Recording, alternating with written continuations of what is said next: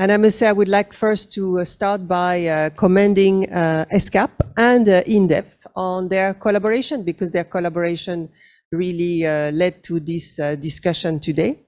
But also because this collaboration really feed into the discussion we need to have on how can we together ensure that the recovery from COVID is fairer, more inclusive, and that it leads to a sustainable development. Because actually, it's the only way we can go forward, especially if we consider that the sustainable development goals are off track as it is now.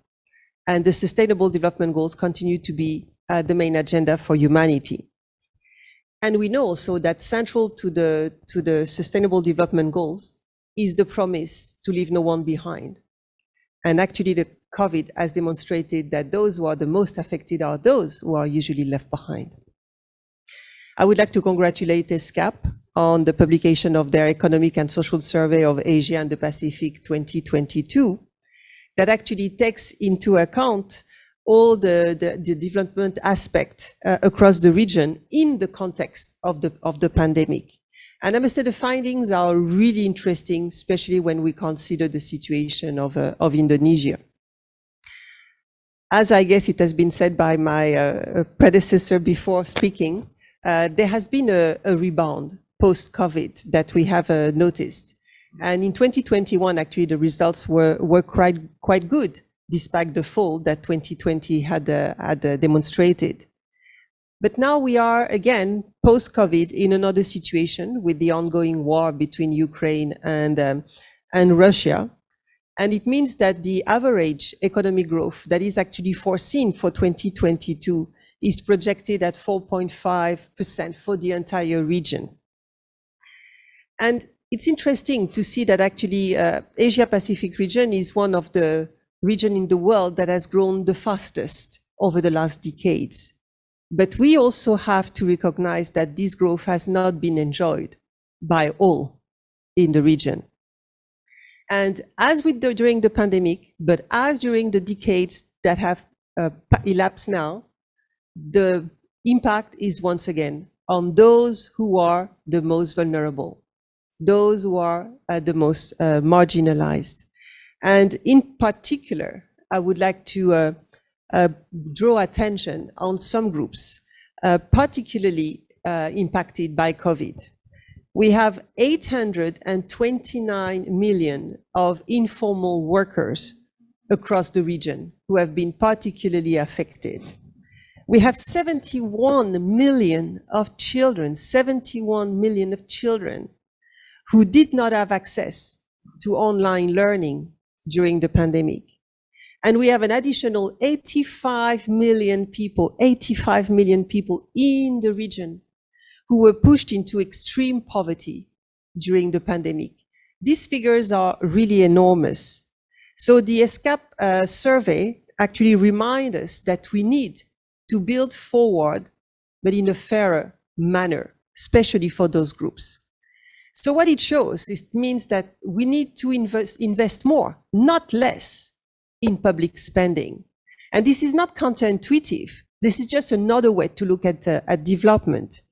And it recommends actually the survey that all fiscal stimulus and all the monetary support package that have been put in place by government should actually continue. It should not be cut, not now. That is not the right moment to cut it. Because government must, at all costs, protect essential sectors such as education, health, and social protection from the fiscal cuts. And because investment in these three sectors is the only way to tackle inequalities. And there is actually really, of course, a need for government to have income, because this cannot be done without government having income. And that's why it's important to also make sure that the tax system is in place and function. Everybody has to pay tax, from companies to individual, but it has to be done in a system, according to a system where people pay their fair share of taxes. And most of the time, those systems are not so fair. And also tax avoidance is one of the plagues that has to be tackled and removed from the functioning of states. So a people-centric fiscal policy and banking policies, this is what we need if we really want to have a sustainable development. In Indonesia, for instance, the percentage of population that live in extreme poverty in 2021 was 4% of the population, but 4% of the population represents almost 11 million people in the context of Indonesia. And this is an increase of almost 500,000 during the pandemic. So the commitment of Indonesia to really eliminate poverty by 2024, following a presidential decree, is actually a wonderful initiative and an ambition. But as it was stated very clearly in the survey of Fiskal, this can only happen if the sectors of health, education, and social protection are protected from fiscal cuts. That is the only way we can achieve that.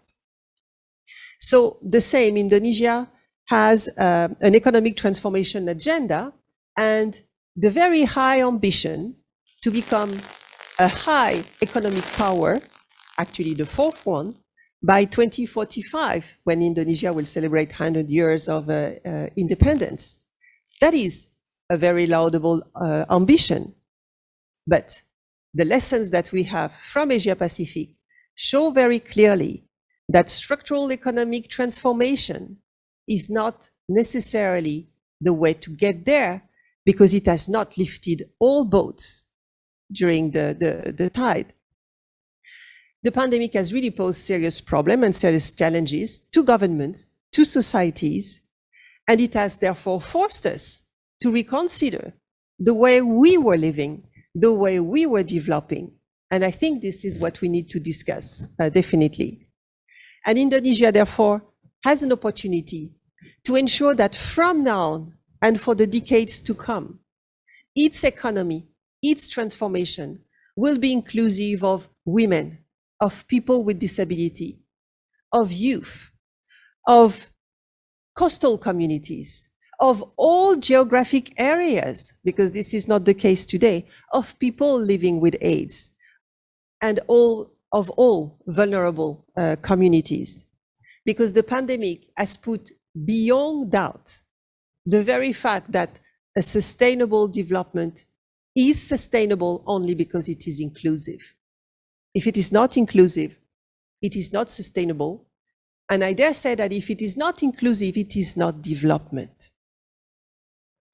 Because what is development if large segments of the population are left behind?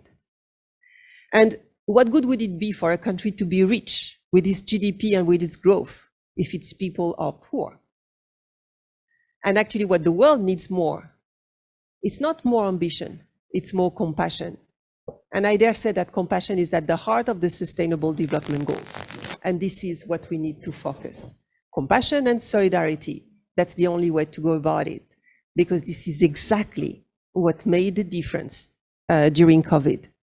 So I really wish you all a very successful discussion today, hoping that all those topics will be discussed thoroughly. And thank you very much again for inviting me.